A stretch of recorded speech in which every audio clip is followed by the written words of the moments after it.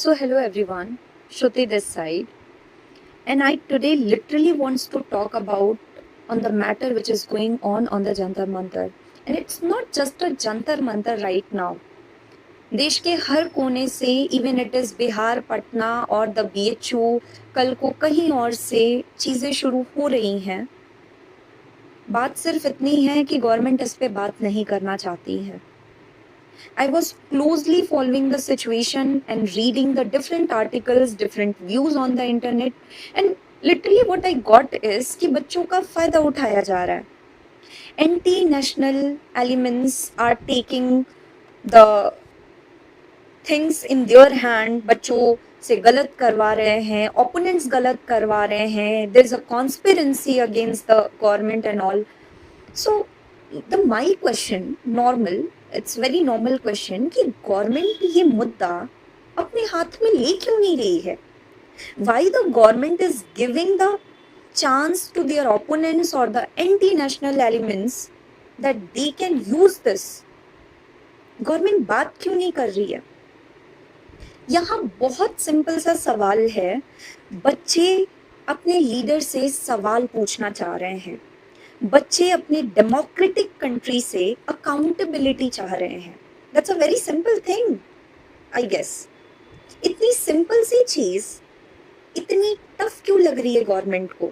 Where is our leaders? And why the leaders of India has forgotten that it is a democratic country and the bare minimum thing in the democracy is the transparency and the accountability. Where is the accountability, dude? Where is it? No any exam is there right now where there is a certainty in the result. हर जगह लोग अपना जेब भरने में लगे पड़े हैं.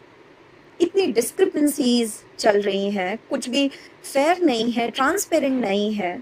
NEET का एग्जाम पेपर बार बार लीक हो रहा है. सीबीएसई में बच्चों के नंबर कम आते हैं और रीचेकिंग के नाम पे बच्चों से पैसे लेके नंबर बढ़ा दिए जाते हैं. अरे पहली बार में सही से चेक क्यों नहीं कर लेते? पैसे लेके दोबारा चेक करना पड़ता है आपको. सारे स्टेट एग्जाम्स का हाल उठा के देखो. कभी पेपर लीक हो जाता है, कभी एग्जाम कैंसिल हो जाता है, कोई सर्टेनिटी ही नहीं है.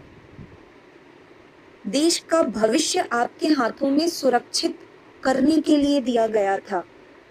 देश के भविष्यों को स्टेक पे लगाने के लिए नहीं दिया गया था. नेता बनने के लिए आपको एक भी किताब नहीं पढ़नी पड़ी थी, पर बच्चों को कई किताबें पढ़नी पड़ती हैं. एथिक्स से लेके पॉलिटिक्स तक सब कुछ पढ़ना पड़ता है आईएएस ऑफिसर बनने के लिए, और आपको नेता बनने के लिए एक किताब नहीं पढ़नी होती है. And that's the reason why you don't know the struggle, the pressure that a student going on. Who is responsible, yaar? Who is responsible for all the suicides that a student has committed due to all these uncertainties? Who is accountable for all these? आप system क्यों नहीं बदल पा रहे हैं? आप ये बात क्यों नहीं समझ पा रहे हैं कि बच्चों का गुस्सा आपसे, किसी एक पर्सन विशेष से नहीं है. बच्चों का गुस्सा उस सिस्टम से है जो सिस्टम उन्हें सर्टेनिटी नहीं दे पा रहा, ट्रांसपेरेंसी नहीं दे पा रहा, जो सिस्टम एजुकेशन पे बात नहीं कर पा रहा. अलग अलग नेताओं को बात को मुड़ाने के लिए इसमें हिंदू, मुसलमान, फलाना ढिमकाना, गवर्नमेंट ओपोनेंट, ये सब करना पड़ रहा है. मुद्दे पे बात कर लो यार. पहले पढ़ तो लो, जान तो लो कि एग्जैक्टली प्रॉब्लम कहाँ है, बच्चे क्यों इतने गुस्से में हैं. और सर इतना तो आप भी जानते हैं कि अगर बच्चे अपने आप पे उतर जाएं तो पूरा सिस्टम बदल सकते हैं. और इसके कई एग्जाम्पल आपके ही नेबरिंग कंट्रीज में बच्चों ने दिए भी हैं. तो डरने की जरूरत है सर. 2-3 दिन तक दिल्ली था, बिहार पहुंच गया, बीएचयू पहुंच गया, पूरे देश तक ये आग पहुंच जाएगी अगर इस आग को आपने नहीं रोका. और इसको रोकने का सिर्फ एक तरीका है sir, accountability. Resignation is the step of accountability. अगर एक गवर्नमेंट ऑफिसर कुछ गलत कर दे, उसको रिजाइन देना पड़ता है.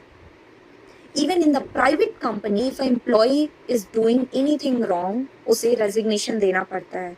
उसके डिफरेंट रूल्स रेगुलेशंस बनाए गए हैं.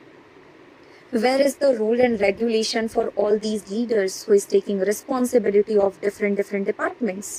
और डिपार्टमेंट्स में डिस्क्रिपेंसीज चली आ रही हैं, करप्शन हो रहा है.